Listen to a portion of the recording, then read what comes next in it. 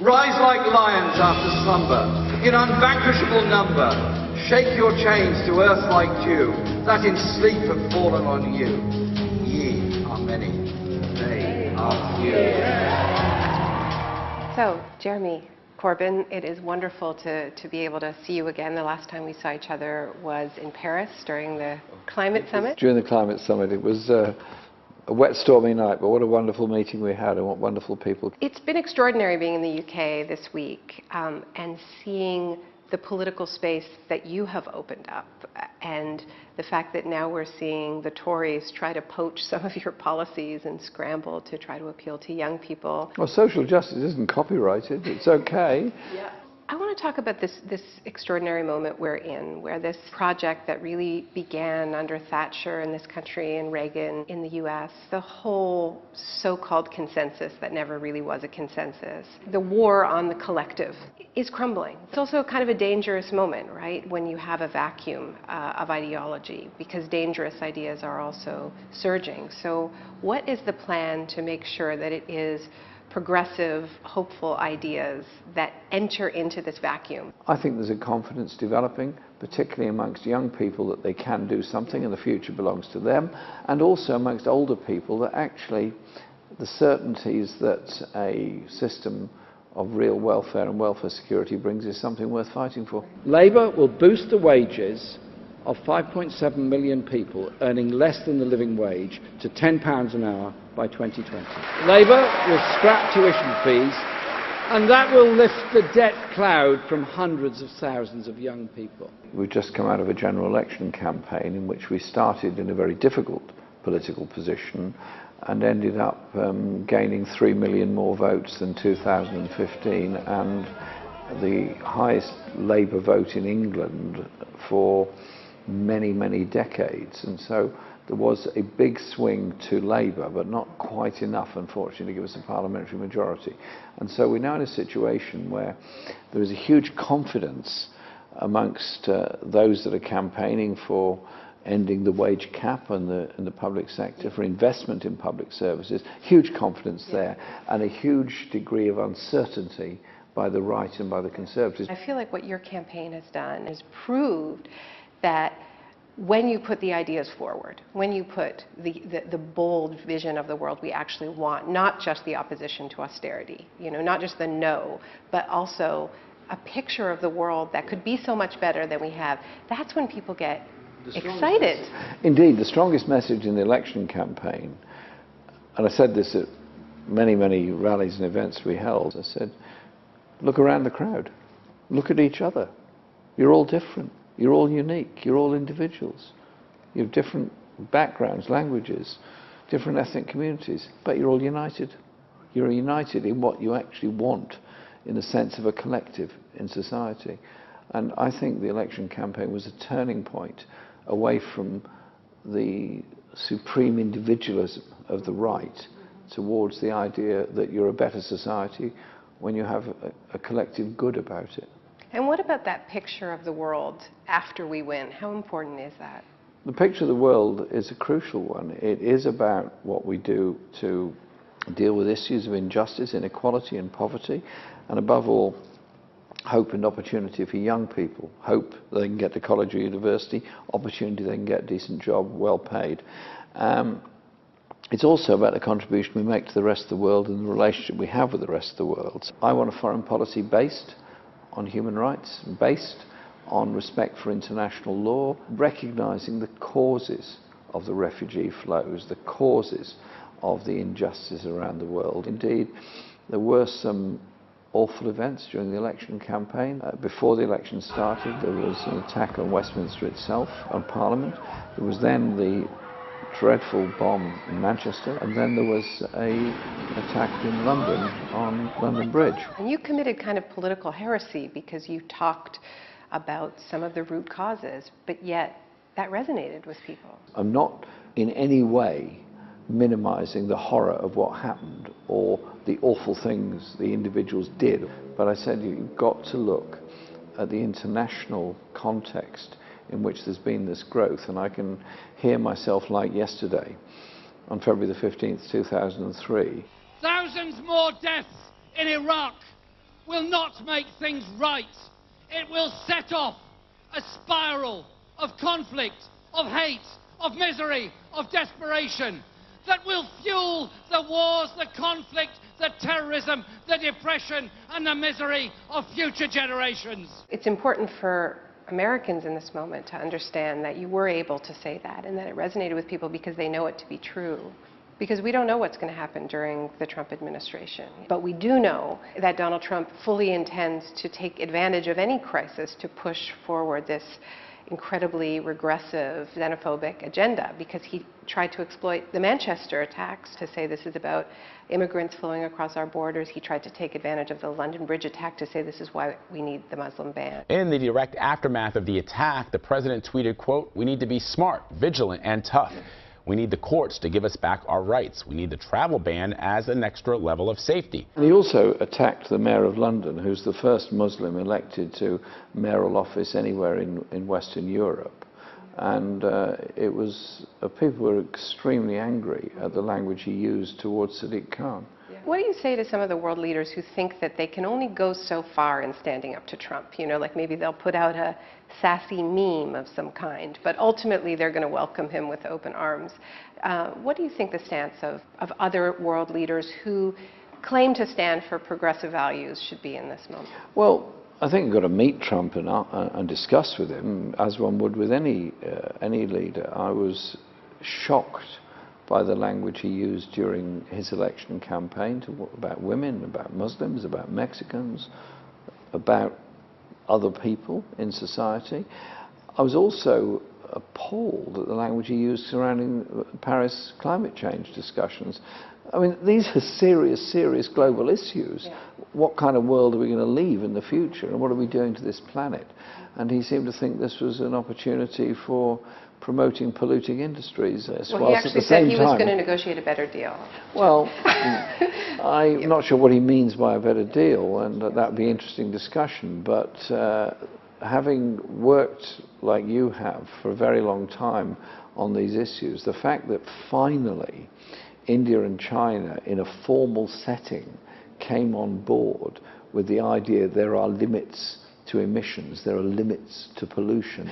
For then the USA, having come on board under Obama, then walks away under Trump, is beyond sad. But certainly, because they're going so rogue on climate, I think there is a responsibility for everybody else to do more in this moment, not to just sort of, okay, he's lowered the bar so much that everybody looks good in comparison. And we are seeing examples of that. We're seeing, including in the US, we're seeing cities stepping up and saying, well, we're going to speed up our transition to renewables. And internationally, I think we need to see the same thing as well. I mean, I think that the image of the USA is too often presented as the image of what Donald Trump has said day to day, whereas the reality, look at the number of jobs in renewables in California alone runs into the hundreds of thousands. Look at the growth of renewable energy systems across the USA, the number of states and cities that are serious about protecting their environment and controlling what they can of climate change. I want to talk a little bit about the way some of my friends in the United States are feeling right now, who were very inspired by this election campaign and by your leadership bid within the Labor Party. I have to tell you that people are feeling a little discouraged right now in the United States. They are up against Trump, but they're also up against a Democratic Party that is fighting them on single-payer health care, on universal public health care, that seems to want to keep charting this what they see as a safe centrist path, but what we're seeing again and again is it's not safe because it's a losing path. It's not speaking to people's urgent needs for good jobs, for free public education and affordable health care. What do you say to the people who organized for Bernie and are just feeling really frustrated right now? Bernie called me the day after our election here. I was half asleep watching something on television, and Bernie comes on to say, well done on the campaign. And I was interested in your campaigning ideas. Where did you get them from? And I said, well, you actually. And what I would say to people is, look, don't be discouraged. At the end of the day, human beings want to do things together. They want to do things collectively. And that's the kind of society we are trying to create. We went into an election campaign in a difficult political position, and we put forward a manifesto that was collective in its approach, was specific in what it would do, in the sense of ending university tuition fees, in the sense of raising minimum income, and we gained the biggest increase in votes for our party since the Second World War, and we gained the support and participation of a very large number of people. We didn't win the election. I wished we had, but in that campaign we changed the debate in exactly the same way Senator Bernie Sanders' intervention into the Democratic nomination did mobilize a very large number of people. Now, the last person in the USA... But you did win the leadership of the Labour Party. That campaign wasn't ultimately successful within the Democratic Party. Do you think people should keep fighting for the soul of that party? Well, it's the soul of the people, isn't it? And it's not for me to tell people what specific organizations they should or shouldn't have in the USA, because the party system in the USA is very different to here. What we've done is change the terms of debate. But the other key point, and this is what works on both sides of the Atlantic, is the methods of campaigning. Yeah, you knock on doors and you identify voters. That's key, crucial. But if you're seen solely through the prism of media that is quite right-wing and quite conservative in its views, then all you're doing when you knock on the door is hearing an echo of what people have heard on a right-wing television station or through the printed media. Social media and the technology and techniques that are there through social media give an opportunity that's never been there before to get that message across. Just think of those people that were campaigning for social justice in Chicago in the 1920s. The best they could do was print their own newspaper if they could afford it, or psycho-style a leaflet and take it round and hand it out on bread queues. I grew up in the era when you used to print your own leaflets and go and give them out. You can now send out something on social media and you can reach potentially millions of people in 5 minutes. The opportunities are there, and it's not regulated, it's not censored, it's not controlled. It seems to me that you have received just about as bad media treatment, smears from elite media, as is possible to receive. Really? It didn't work.